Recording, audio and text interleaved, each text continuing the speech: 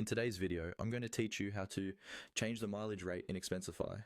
If you reimburse mileage for yourself or for a team, it's really important that your rate is accurate and up to date. This affects how much you or your employees get reimbursed for each mile or kilometre driven, so let's walk through exactly where to go and what to click. First, open Expensify in your browser and make sure you're logged into the correct account. Once you're in, start by going to your workspace. You'll usually find this by looking for a section labelled Workspace or Workspaces in the left-hand menu or in your profile area. Click on your workspace bar to open its settings. This is where all the rules and configurations for that particular team or policy live.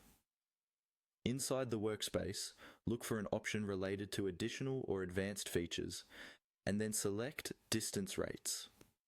Go ahead and click on Distance Rates. This is the area where Expensify stores the mileage or distance reimbursement settings for that workspace. On the Distance Rates page, you'll see a box or list that represents your existing mileage or distance rate. It might show something like a currency amount per mile or per kilometre. Click on that box to open the detailed view of the rate.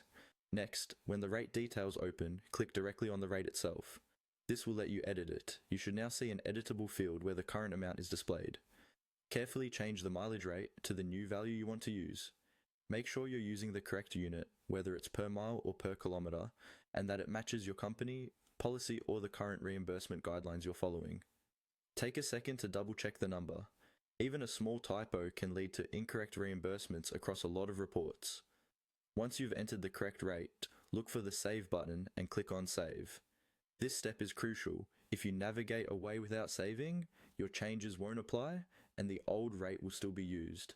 After saving, you can quickly scan the distance rates page again to confirm that the new rate is showing correctly.